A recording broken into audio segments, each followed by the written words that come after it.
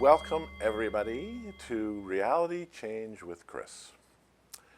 We are very happy to be back on video today.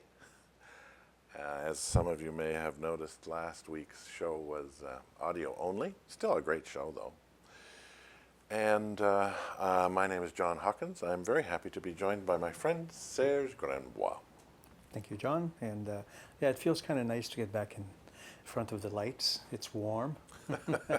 Yeah, it's December now, so warmth is a consideration. Yep. Yeah, it might help reduce your energy bills, or not.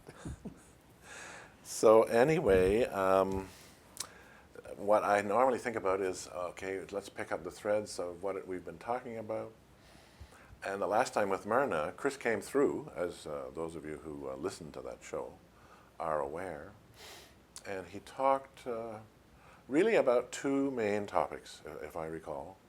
One was the idea that attempting to control a business instead of cooperating and flowing was a recipe for disaster. And second, and that applies in your own personal life as well, trying to control your life, every department, and micromanage it is a recipe for disaster as compared to cooperating. See, I think people don't realize how much the universe is their friend and wants to help them, so that it's part of what you're doing. You can work with the universe to accomplish your objectives. The second thing he talked about was he went through the AAA in a very, very nice, detailed way and described how to use that tool to deal with some kind of unfortunate situation that you didn't want to have continue. And that was very, very instructive. I mean, I've been playing with the AAA for years and years and years, but that description of how to use it was very, very good. Do you remember approximately how long ago Kris came up with that information? AAA, that's early. That's going way back. 2004, 2005 maybe? Well, I joined Kris in 2004, so it would be after that. Well, maybe he had already, no, I don't think so. I would say 5, 6, maybe, something like that. I'm completely guessing. Somewhere between, I don't know, 6, 7, 8 years ago. Yeah, but it's one of his signature tools. He uses it constantly as an example of how to deal with difficulties. So to have him describe in detail how to use it was very helpful. Any other pertinent points along those lines, or? Well, that was Myrna's session with him. The previous session to that was also an amazing session called The Seeds of Change. And in that, he talked about how change was an absolute. Remember how Elias says there's no absolutes? Never mind the fact that to say that there are no absolutes is an absolute, but never mind. It's a semantic. There's no semantically absolute semantics. No. Anyway, change is an absolute, and human beings have this peculiar sort of double relationship with change. On the one hand, we know we've got to have it in order to fulfill our desires. How are you going to do that without change? Secondly, though, at the same time, we hate it. We want things to be the same. So the whole show was a very, very good explanation of how change works in the individual, in societies, even in realities, apparently. And the thing that I loved about that show was the use of the word exchange instead of change. And again, this is about how we have a relationship with the universe, a mutually beneficial relationship. So it's not that you change something, it's that you exchange it for something else. And somehow that makes change more agreeable. As Roberta has train me to say when. When, yes. That means Kris is just, chomping at the bit there. Oh, wonderful. Well, I think we should invite him to join us.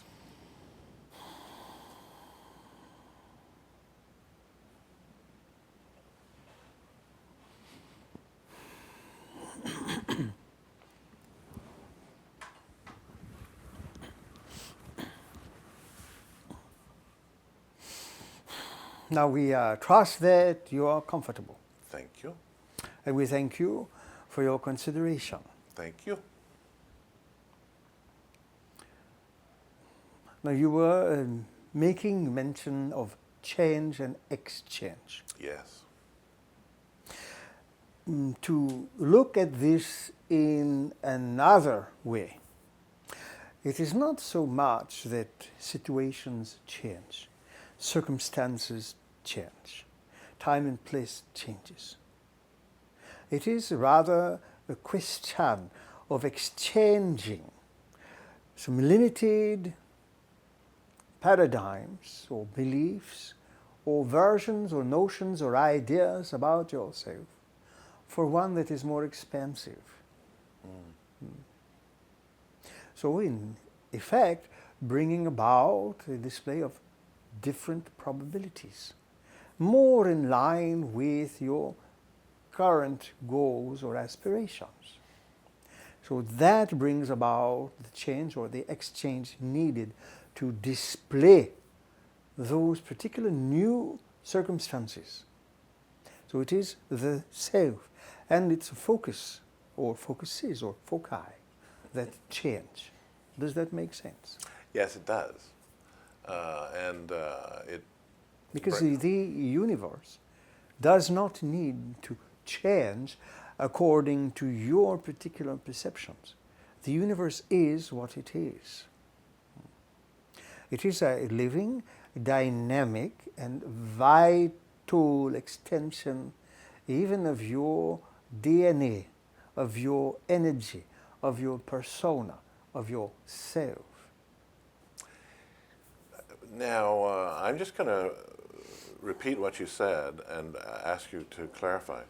You're saying, I think I heard these words, you're saying that the universe is an extension of my DNA. In more ways than one. Not your specific DNA. Oh, all right. I was sort of saying. Otherwise, the government may have to tax you that much more. Now, your species, human beings, the majority of human beings, seem to be completely unawares that on the one hand, they share DNA with all other life forms within your universe. You are basically composed of or made up of all the same stuff. Just rearranged a little differently. Indeed, to suit the needs of the particular soul, regardless of the body that it has at that point in time as you understand it. Whether it is humanoid or animal or microbial or whatever. Or perhaps even as a celestial body. Your DNA is shared all across the line.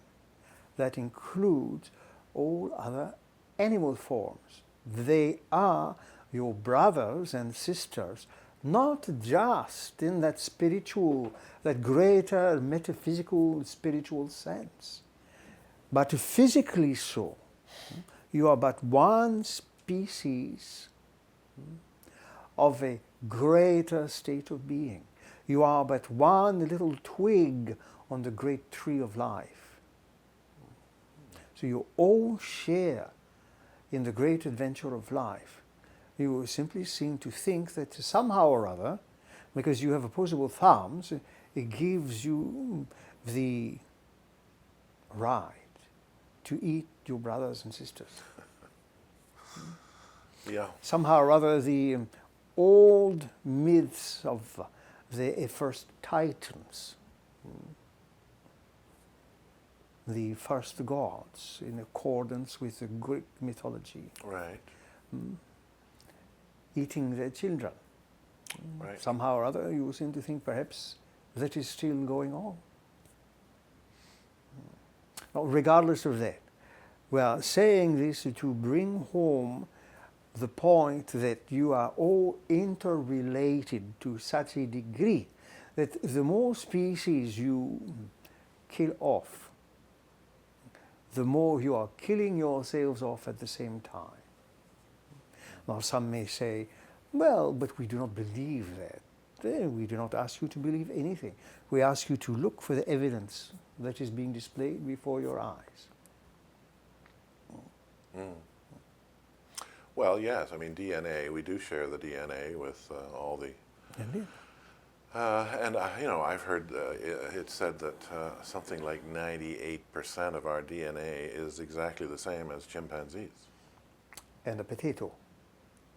And a potato. All right, fine. So, all right. So, yeah, that's a kind of a bracing kind of thought.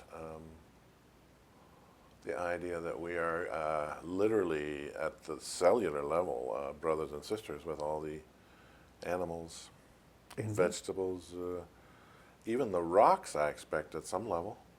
They also contain specific molecular arrangements that are related to the molecular mineral arrangements within your body. Your body also contains minerals. Is that why crystals have an impact? Indeed. Because there's crystals. There are crystalline Mineral. structures within your own form. Uh, Just as there are photonic structures within your own form as well. So you are made up as much of the dark as the light and everything in between.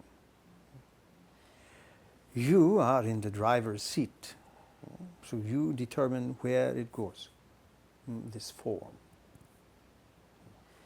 Well, that raises a question for me. This is good timing, I think.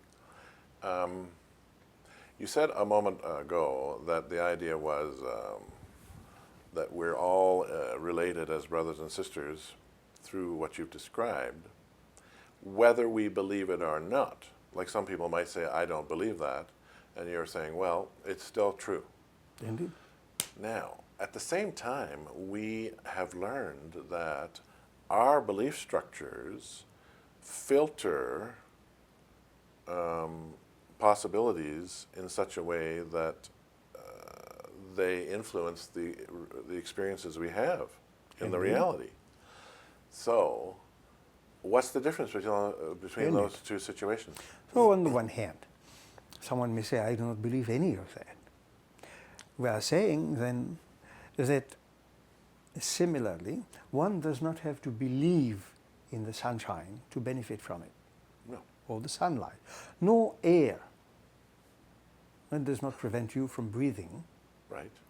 You still do.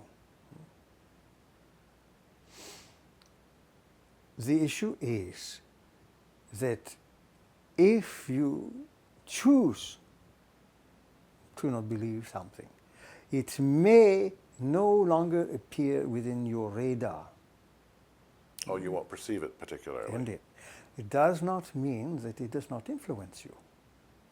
Oh, well, that's very interesting. Similarly, if you, for instance, decide you will travel to a foreign country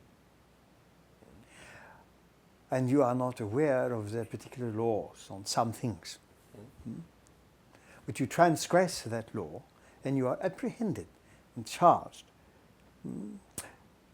if you are brought before the judge and you say, well, Your Honor, I do not particularly believe in that kind of law. I believe I should simply walk out of here. Does that mean that the justice system of that country will say, oh, well, he does not believe in that, let him go? Well, on the contrary. Something as simple as chewing gum and spitting it on the street in certain countries will get you heavily fined or more serious. Right. Walking hand in hand with someone in some countries can get you into serious hot water. Small infractions. Similarly, you may say, well, I do not believe in red lights. I do not believe I have to wait.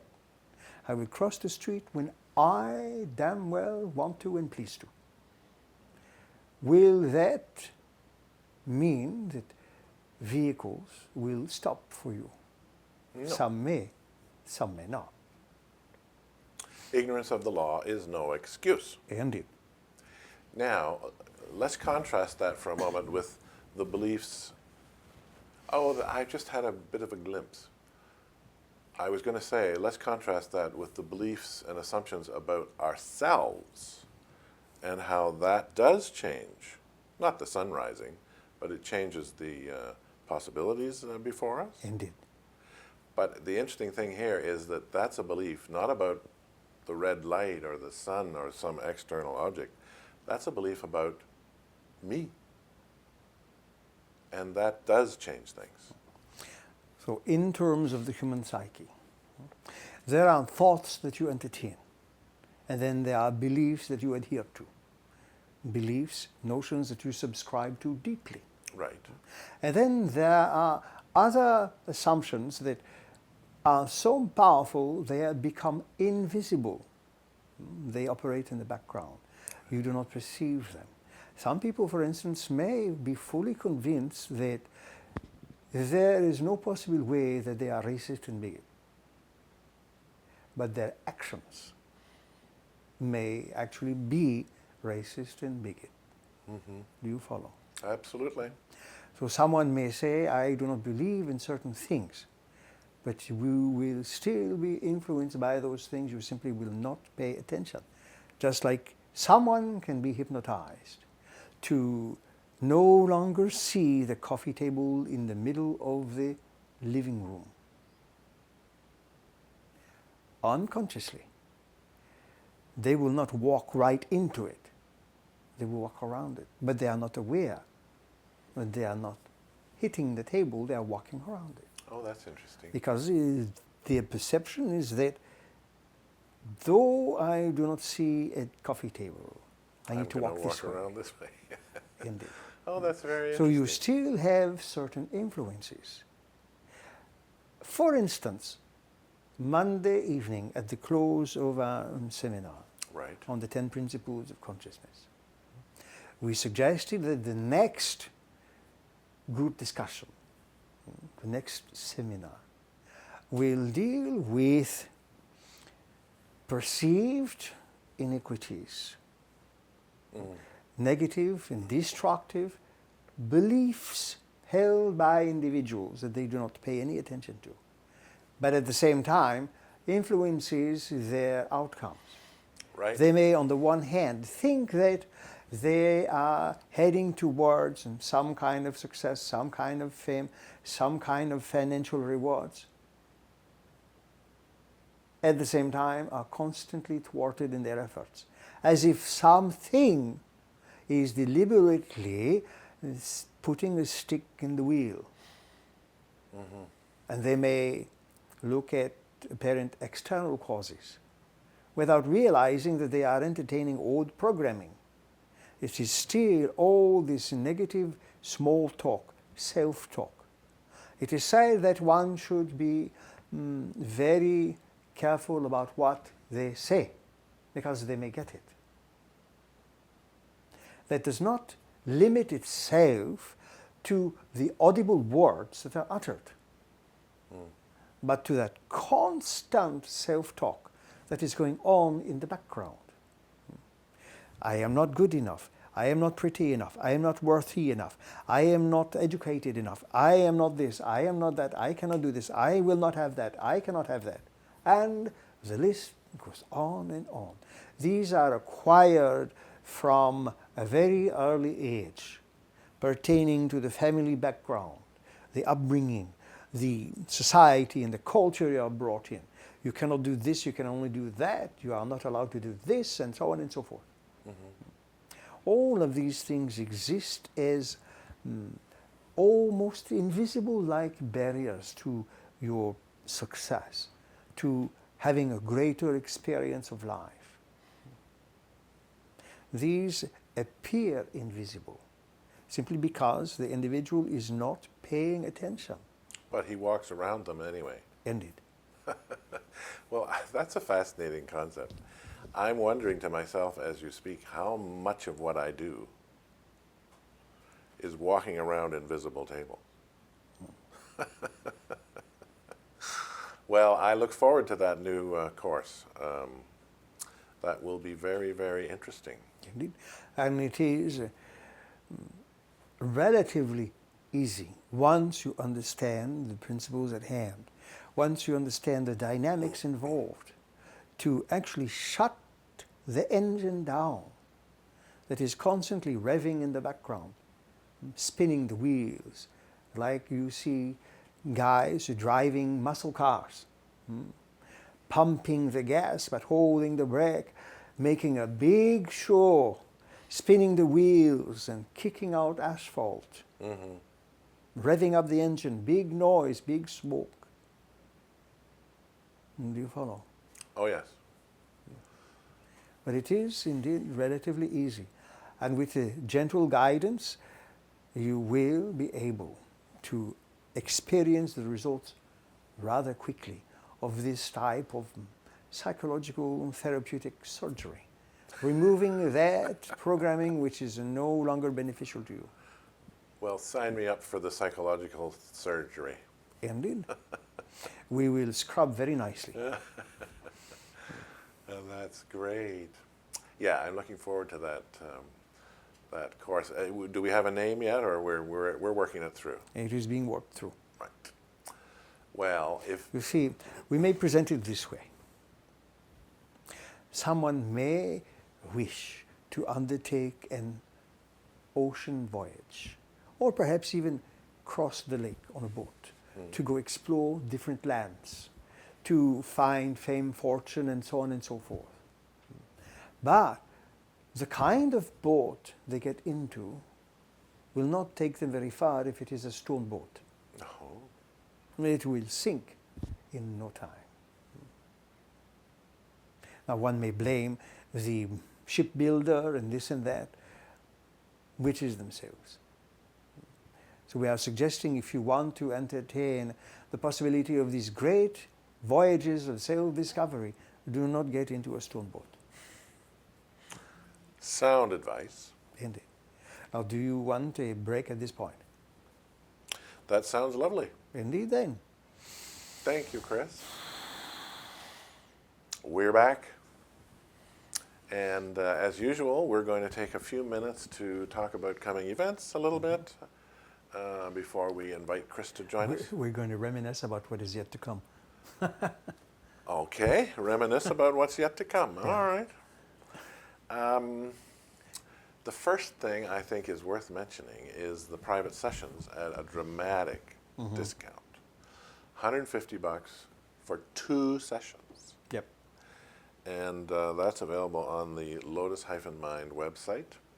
It's already quite a number of people have signed up for that, and they're all excited, Oh, what a Christmas gift. and already about 4 or 5 people have bought them for other people. Oh, how lovely. Well, you know, well, the great thing is you can get one for yourself, and then you've got another one you can give Yep. somebody. That's Or great. 2 for yourself, doesn't matter. So that is still going on. How long will that be gone? Until Christmas? I just left it open for now. So. All right. Okay, the other thing to be aware of is that the books that are available on the Lotus-Mind website, Yep. In particular, the the Dream Book. Discourses on Dreams Yes. from Kris. There's basically 2 prices, but the prices are only related to shipping. Shipping in Canada is about $13. Shipping anywhere else is about $18. So if you just cover that, the book is free. Pay the shipping. Yep, that's it. Well, that's, you know, I mean, the book is free, basically, right? So normally the book is how much? $15? Well, it sells in stores at $19. Oh, all right. Well, anyway, Yeah, it's free for the shipping. yeah. And the third thing we wanted to talk about is that we do have an engagement at Origo Books later in the month. Yep. Excuse me. Yes, at Thursday, the 11th of December at 6 p.m. at Origo Books, which is at 49 Lower Jarvis Street in Toronto, near the Gardner. The title is The Great Key of Compassion. Okay, and that's free? Yep. And everybody's welcome if they can get to Toronto on the 11th of December. Yep. Now, is there anything else upcoming? Or there's a new seminar. Mm-hmm. The details have not been put up on the website yet. No, but keep still your eye working. out for a new Yeah. seminar starting in probably January. It's going to be a humdinger, in my opinion. So keep your eye open for that one. Mm-hmm. And maybe 3 times so far in the last year, Kris and I were guests at Oh, yeah. Leslie Mitchell Clark's Blog Talk radio show called Contact. Right. And I have received an email from the lady that organizes a conference in June that Leslie mentioned on that show, which is in Stanford. Is that the name? Stanford? Stanford, Connecticut? No, Ontario. Yeah. Oh, is there a Stanford in Ontario? Okay. I think it's Stanford. I'm not sure. It's not Stratford, that's for sure. Oh, all right. Anyways, so Kris and I have been invited to speak there. My choice of either 1 or 2 hours presentation. Next June. Next June, yep. Well, we got time to let people Yeah, there's know. a little bit of time. Fortunately, it doesn't have to feel like a rush job. And so I'm looking forward to that. And I've recently received an invitation to be a guest with Kris again on another Blog Talk radio show. I'll give more details out on that one as soon as it becomes available. So that Okay. sounds like fun too. Well, that's great. I think the final thing I want to mention to people is that as of last night, the show we did with Myrna, which was audio only, has had 41 views on YouTube, and people are loving that show, even though it's audio only. So if you haven't checked that out, you might be interested in it. It was all about how to be a business person in the world with some of these techniques, and a wonderful description of the AAA. Mm-hmm. Yeah, and Myrna is very good at focusing in on what's essential for any particular purpose. So that worked out very, very well. Yeah, it was a great show. Well, I think that as far as I know, that's all we've got in the way of announcements and what Yep. have you. Mm-hmm. Perhaps we will invite Kris to rejoin us. And just on a little aside here, we have a nice workshop place out of town. Oh. But there's a nice workshop place that we can probably accommodate about 20 to 25 people, daytime only. It's out of town. It's a beautiful setting of Caledon East.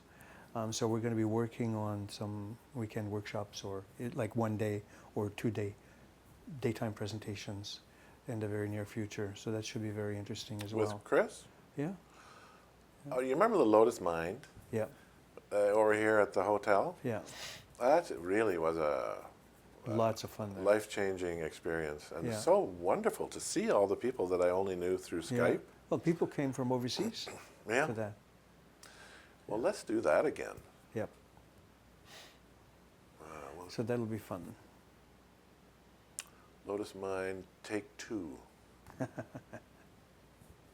Actually, Brahm came through in that Yeah. session.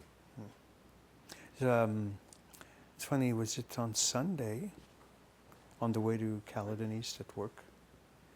I got a very, very strange sensation. And I know that kind of sensation. It was reminiscent of the first few times Kris came through. the first few times Brahm came through. So I asked, what is this? And I did get a reply. And maybe I haven't had time to pursue it, but I'm hoping to very shortly. And the reply is, I am serious. But not not that way. S-I-R-I-U-S. Sirius the star. Yeah, but of course it's not the star, No.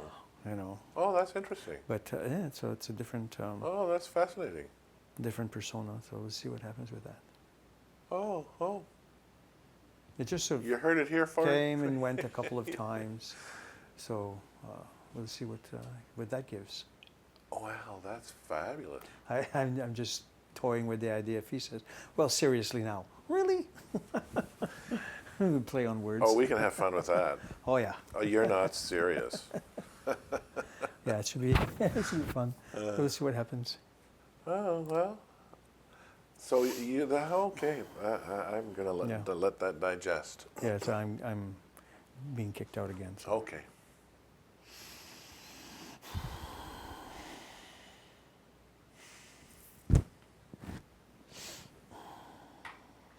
Welcome back, Kris. Indeed. Now, in all seriousness. Couldn't resist it, eh? Indeed. So we wish to continue for a few moments on the previous discussion. Wonderful. So if we say to you, do not think of the pink elephant. That's all I can think about. Indeed. So similarly, though one may like to think that their thoughts, the thoughts that they entertain, are their beliefs, it does not necessarily apply. Your behavior will be dictated by your beliefs, not only by what you think, but the beliefs themselves, which are the ground of your perceptive mechanisms. Everything is filtered through your beliefs, more or less forcing you to behave in a particular manner in line with your held beliefs, Right. not just what you think. This is an important distinction. And it is also a powerful reason why many people are curious, are interested, and so want the secret and conscious creation principles to work for them. But they seem to be hitting brick walls over and over again, without necessarily understanding that there is all this old programming. You cannot simply ignore what you have held as truth your whole life long and think that now all you have to do is to click your heels 3 times and everything magically changes. The universe itself, the magical universe, always brings what you concentrate upon. And again, what you think you concentrate upon and what you hold your mind to may be 2 different things. So it is an important distinction to understand and to appreciate. Not fight against, but appreciate. Because these notions have basically formulated the life experiences that you've encountered perhaps 20, 30, 40 years on. Now you cannot simply ask that in one fell swoop, this is all change. You will need to bridge some of these concepts into newer ones, so that things start to function for you once again. So we will be offering this likely in mid-January, and to kick off a new series of seminars. Wonderful. This will include many therapeutic hypnotic sequences. So basically, changes in perceptions as a result will be your benefits. That sounds great. We've always enjoyed we used to call them adventures in practice. Indeed. Practices in consciousness, practices in perceptions, all of these things. Now, something you said earlier, I'm just going to amplify, and that is the difference between the thoughts that are running through our minds and our actual beliefs. My experience is that many people who are pretty familiar with some of this material really don't have a good grasp on what a belief is as opposed to random thoughts. Not random, but passing thoughts. Perhaps a good example is someone who may think they are perhaps the world's most fantastic singer. Right. And they go on American Idol or The Voice or some other such program. And the moment they open their mouths, it is evident that there are no such thing. Mm-hmm. Simply because one likes to think they may be a good singer, even if they are not, does not mean that the moment you open your mouth, angelic or heavenly music and sound will come from your vocal cords. Yes. So this is a simple little illustration that maybe what you think is not necessarily the reality. Well, that's the thing that I wanted to draw attention to, which is when we're speaking of beliefs, in normal conversation with ourselves or other people, we might say, well, I think I believe that. I'm starting to believe that more and more. This is simply the recognition that there is perhaps some alignment with what someone says and another person agrees to. Now, if they do not agree with it, they may say, I do not believe it that way, and so on and so forth. Right. Sometimes it may escalate into something unpleasant, Right. especially if you speak about politics or religion. So the idea is that the beliefs that we actually hold, we don't think of as beliefs at all. You think of them as facts of life. Yes, exactly. That is the point. Yes. So some people may not recognize that their beliefs are actually predisposing them to certain actions, but instead they will assess a blame on something or someone. But in actuality, it is a mental structure that they have established to the point where they feel unable to make any changes to it, which is another problem with beliefs. Well, they, in a sense... They seem as self-evident facts. Exactly. So why would you want to change that? Indeed. It's true. It may seem self-evident to someone else that they will never become successful because the man keeps putting them down, the machine keeps putting them down, the bankers keep putting them down, the government puts them down, they have bad luck, there is a bad omen, there are curses, and so on and so forth. The gods are not with them, God hates them, the universe is against them, and the list can go on. To such an individual or individuals, it is self-evident, isn't it? Sure. Why would what I believe and think have anything to do with these things? They just happen to me. I am a victim. So, rule number one, victim mentality. And the list of beliefs attached to this are tenacious and they are long. It is not unlike when you walk through the forest and after some time you look down and see that your pant legs have collected all the burrs along the way. Right. You're covered in them.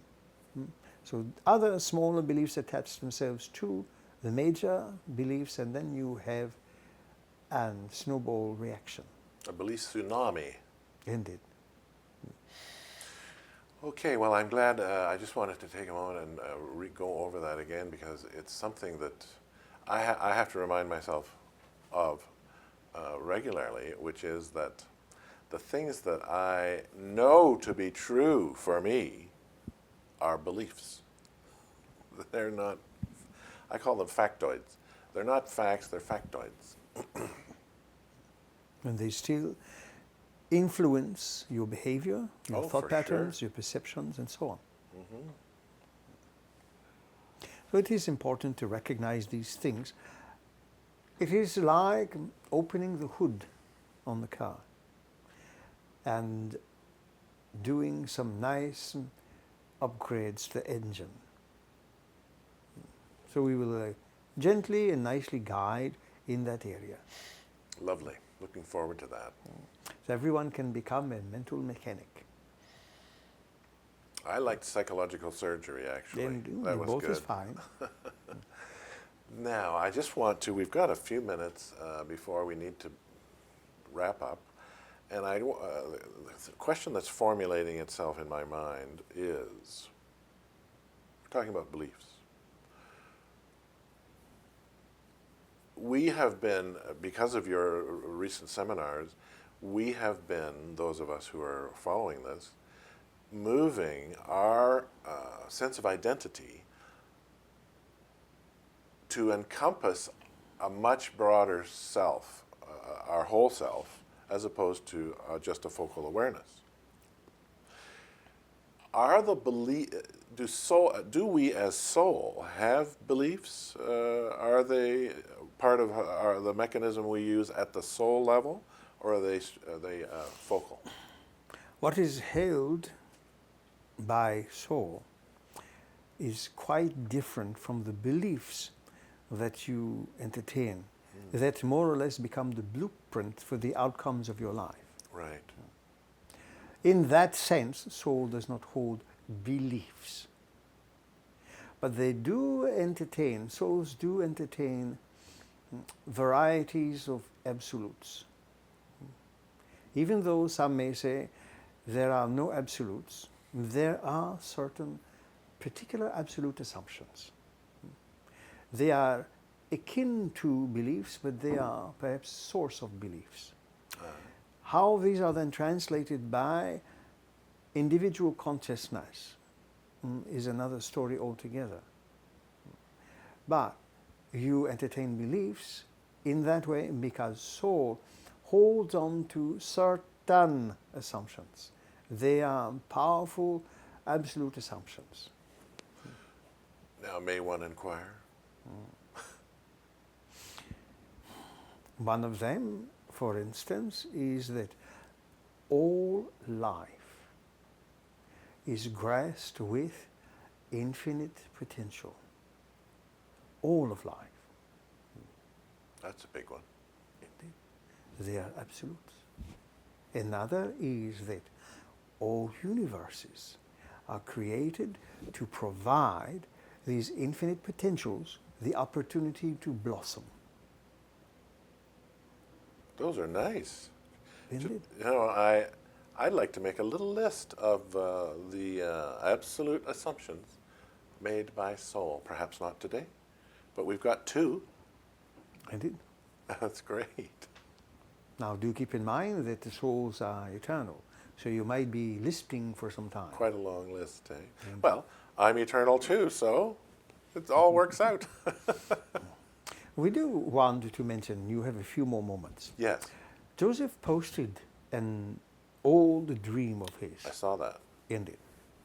We will not repeat it here, but anyone interested can look up the Kris Dream group on Facebook, even though it is a private. Yes. Links to it may be found in Joseph's own stream, or yours, or others. Now, actually, Kris,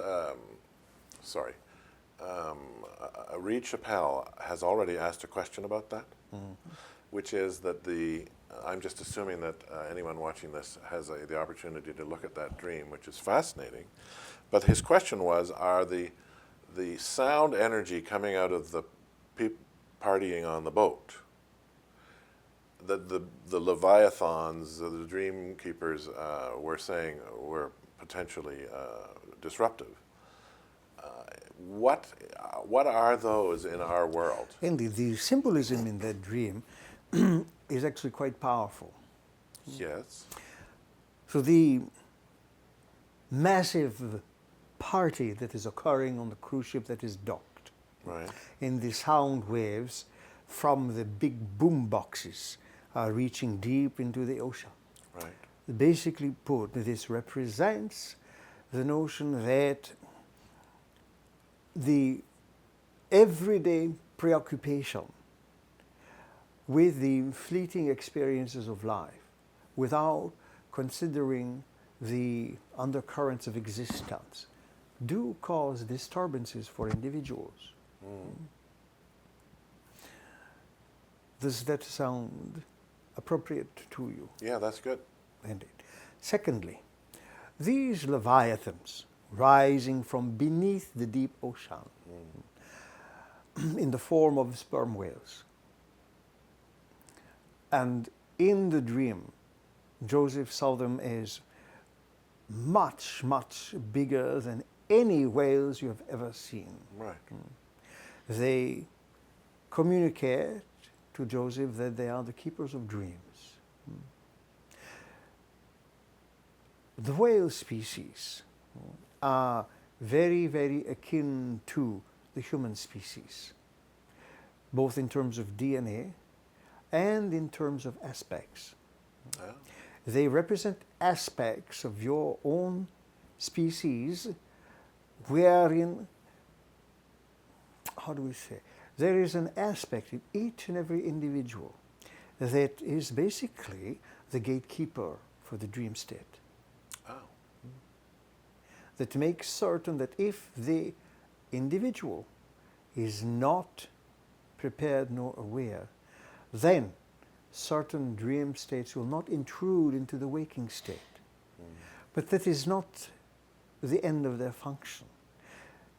They also keep a massive memory bank of all the dreams that particular entity has entertained throughout its various other lifetimes, both in time and space, history and otherwise. Because all of these also formulate the psychological persona banks that will be tapped into by the focused personality at any time it decides to birth itself. So a focused personality from birth to birth is different. But how it accesses those vast banks with all the traits and the characteristics developed, not just during the waking experiences of reincarnational selves, but their dream experiences as well, which is, for all intents and purposes, 10 times that of the waking experience, and perhaps even more so. So by allowing other nations to outright slaughter whales, or to pollute their environment, which also degrades the quality of life and poisons them, you are poisoning your own selves. It may be difficult to relate to the idea that the whales are intimately related to the human species, but they are divergents of one particular experimentation of dreamwalkers. Oh.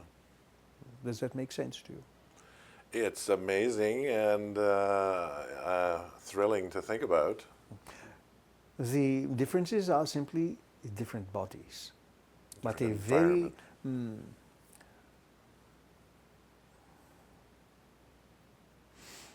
a shared consciousness. So when you allow this species to teeter on the brink of extinction, you are yourselves seeing evidence of that potential extinction in your own environment. Interesting. Well, okay. I hope people realize that in time. Perhaps this will spark curiosity and dreams within other individuals. So these aspects within each persona are so vast compared to your notions that in Joseph's dream they were symbolized as enormous Leviathan-like sperm whales whose brain capacity is hundreds of times bigger than the human brain. I love the idea that they keep all the dreams, that like that's a vast archive Indeed. of Some resource. people are prone to talking about Akashic records. They have no idea. There are then life forms and species that are actual biological representations of those records. Very interesting. What a glimpse into another world. And perhaps your species might appreciate these great beings for more than just their blubber. Yeah. Or sushi. So with that, we will enjoy that you ponder these things and keep the wheels turning. Keep exploring your own selves and make interesting connections. And we return Joseph to you and thank you for your consideration. Thank you, Kris. Well, folks, that was kind of an interesting show. We're going to do this again a week from now. And in the meantime, as Kris suggested, keep those wheels turning.